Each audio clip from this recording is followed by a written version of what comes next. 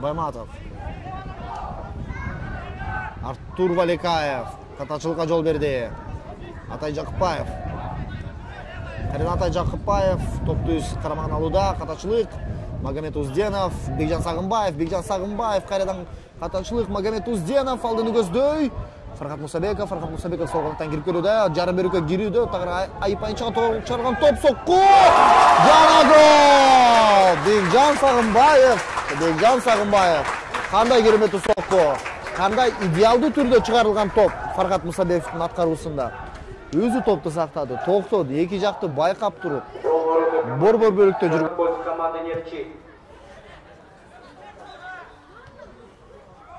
Также изменился счет матча. Алга Алтышата. Счет 4-3. Так, какой момент. Ну, здесь, конечно, удача на стороне Карабалты. С убойной позиции. Желтая карточка за удержание. Рагулаев. Расакедов. Удар. Ох, Владислав Геращенко отбил пенальти. Вот молодец.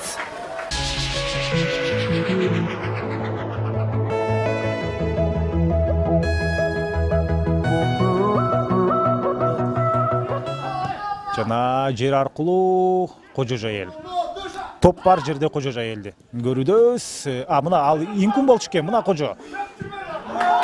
Демек буга чейин мен бир нече ирет Кожо менен Келвин Инкунду алмаштырып алып турган. Кадырбек Шаарбеков Семетеге эртерээк чыгарбайбы, эртерээк. Жана пенальти. Тимур Семетей Данияров жана Михаил Мжельский. Калсын ышкыргы жаңырды.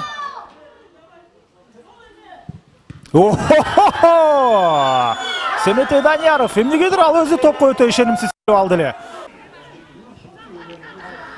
Азыр кош алмаштырууну Алай командасы ишке ашырмакчы.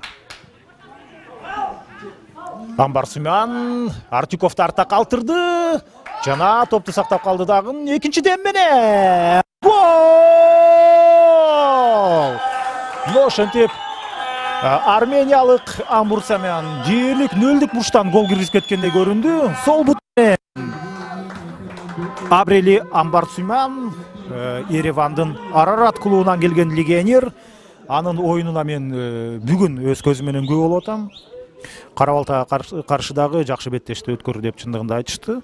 Азамат мына өз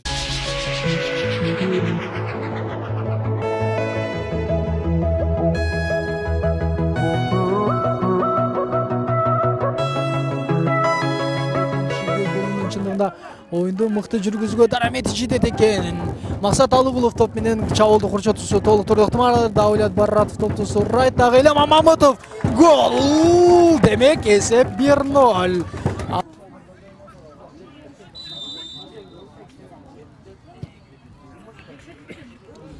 Жана эсеп 1-1. Азиз Келдияров менен Автокөлбаев. Мыкты тос алды. Санжар Турракулов сол канаттан Рахмет Шерметовду табат. Шерметов узатабы, топту жок, жеңил гана жазгырып өтүү. Жана Ислам Меджитов экинчи голду ачат.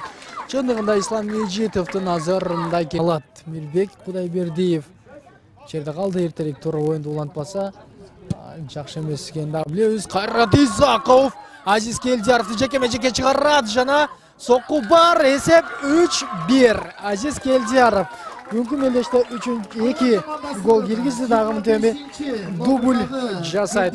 Албетте бул жерде Кайрат Исаковдун ошол чыгарып жибериши жана Азиз Келдияровдун мыкты келип барып дарбазаны көздөй жолдон сокку өткөрбөгөндү көзөмөлгө алат. Элеман Мамутов кооптуу болушу ыктымал. Жакын чыгарып берүү, сокку керек жана бар. Эсеп 3-2. Даулетжан Барратов кош көрдү. Мирбек Кудайбердиев жана жок, жеке-жеке Бул ирет эмес Сардарбек Саимов гол киргизбесе болбойт. Жакынкы бурчка гол бар. Эсеп 4-2 жана Санжар Турракуловдун чыгарып берген тобу мынтип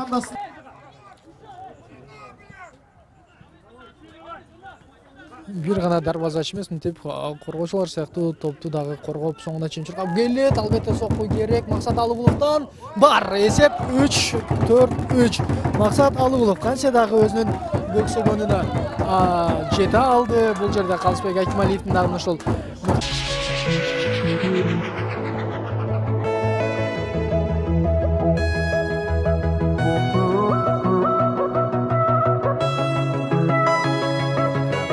Хорошая скоростная игра у обеих команд. Были и навесы, были и скоростные прорывы и по флангам, и по диагонали с фланга с смещениями в центр. Сейчас немножко скорости упали. Больше пошла игра такая в пас, наверное. Вот в атаке, ребят, Кочкорты. Выходит 1-1. Перевешивает и забивает. 11-й номер Кочкорты. Наконец забивает свой гол. Открывает счет в матче 1-0. Повели нефтяники. Нефчи Кочкората забивает гол. 11-й номер забил Молоджунусов, Эльдар.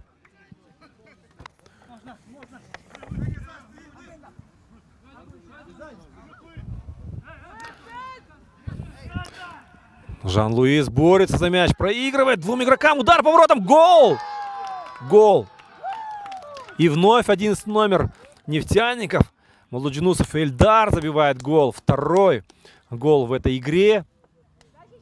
Счет 2-0, Нефчи впереди. Ну что, лидер не спешит даже прессинговать, отбирать мяч. Что, уже смирились с поражением? И еще совсем рано. Но хотя бы гол-то надо забить. Но нет, 7-й номер у мяча. Арген Чуматаев. Ждет, подает. Удар, гол. И 77-й номер. Гол забивает. Третий ворота Академии лидер. Мамазакиров Тимирлан. После навеса в штрафную площадь оказался.